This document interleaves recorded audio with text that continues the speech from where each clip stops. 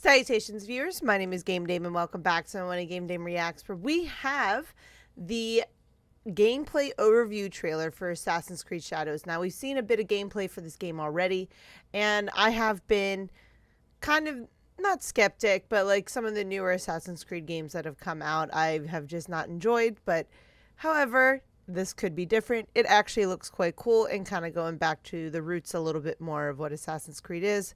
But I could be very wrong. But if upon release, it could feel very different. But so far, let's see what they've given us so far in this gameplay overview trailer for Assassin's Creed Shadows. And I do love how you get to play as two different people. One thing we really wanted to do at the start is deliver on great player fantasy. And as we started diving, we had two emerging player fantasies that were awesome, the Shinobi and the Samurai. What we didn't want is try to dilute them into one fantasy. We really wanted to explore both sides. So that's something where we said, well, we need two characters. The setting that we had, the Azuchi Momoyama period in feudal Japan, was in such a nuanced time. So it was really interesting to be able to work with dual protagonists and develop these two characters as individuals, because we really had the opportunity to explore this era by playing off these two different perspectives. That's cool that they chose a different era than some of the more popular eras that's discussed in history. And Yasuke is the fight character. Speed and agility on one side, then brawn and strength on the other. They differ in every possible way we could make them differ.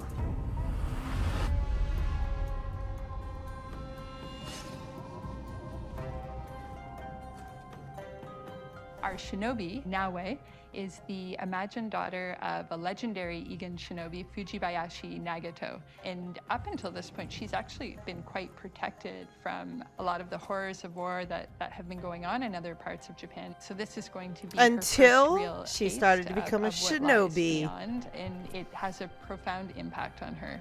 I wanted to have the stealth as a core pillar in Assassin's Creed Shadows. Player will recognize the classic Assassin's Creed of course, in classic. Naoe, but we're adding a lot of things that make her super unique. So she's the best assassin ever. We wanted Naoe to be extremely fast, efficient, acrobatic. We've worked a lot to make sure that she has the coolest, most spectacular parkour we could give her. I mean, the parkour they have for her is actually really sick. Corners, she can go prone, meaning that the character can go underbelly and just crawl around in the dirt and disappear from view.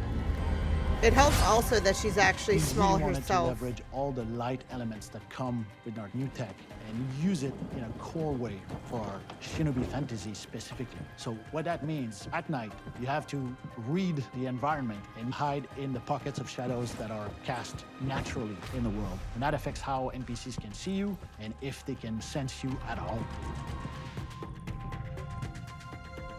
What we want the player to experience is the feeling of being the predator. So you feel like a ninja, you can break light, you can vanish into the shadows, and you're flipping on roof with the physics-based grappling hook, so the stealth. I mean, these are all the basics of what a ninja should be. That she's like a blade in the shadows. A blade in the shadows is perfect.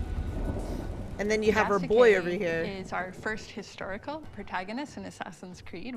What we know about Yasuke historically is just a bit, but it was enough to get the team really excited about the opportunity to work with him as a character. He can fight his way out of anything, but he's also super smart and can think his way through things equally as well, and is going to be somebody who always has a commanding presence. So especially in combat, when we think about Yasuke, it's really about dictating how the fight will go. And to do so, we created a mechanic called the posture attack. So he can chamber an attack. Oh, nice. So they included postures changes. Yasuke is very strong. He can barge through reinforced doors. He can lift heavy objects that Naoe can't. But that means that he's somewhat slowed down compared to Naoe. I mean, yeah, he's... That hurts. On the ground, that's I love that he does not have a clean landing. It is actually fantastic. We have two characters who have such different gameplay styles. So for every situation, every gameplay moment you're going to encounter, you really need to think through everything from these two perspectives. Blood must be paid in blood, Yasuke. We always want to respect player choice, so you can do quests with any character. So if you are Yasuke, you play with his strength, but also with his weakness. Same for Naoe. Each character has their own skill trees, but also they can master the different weapons. So it's not just about stats, it's about the I player think this is the competency to biggest really understand how change the different mechanics to work. Assassin's They Creed have is different including speeds, two they people. have, different and HP. I they think have it's different really gear fucking sets, cool. So they're very unique and they're great Because balance not of two one player is going to fantasies. have the same playthrough, especially based off the decision making. I mean, The I'm most sure that they'll exciting have part close of enough having our playthroughs, dual but still. protagonists is the distinction and the fact that they don't really overlap. Narratively, they have common goals and they are aligned on what they want to do, but the way they go about it is drastically different. Sometimes playing Naoe, even if you're very good, you'll hit a wall and some enemy is gonna kick your ass and you go, you know what, let me switch. And the same is true for Yasuke. Sometimes you'll get a setup, a couple enemies are high on rooftop that you cannot quite reach, and having to go, you know what, let me switch back to Naoe. And having this push-pull that players get to experience of which characters is good in what situation, it gives us lots of levers to play with and try to break the mold, I think is the most fantastic thing we've achieved. No, with I our completely, dual that is the gameplay best way to describe it, is you have two very different opportunities, two very different situations. Who is going to be good in what situation?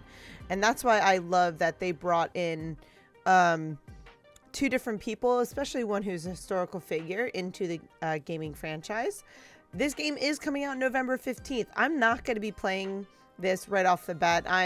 Since I'm very wary of Assassin's Creed games, sometimes they look absolutely fantastic, and then once it happens, once they come out, it becomes way too much, or it just wasn't good. I always like to wait before playing them and see how they turn out, because it's not. I played a lot of the Assassin's Creed games growing up, and those were great.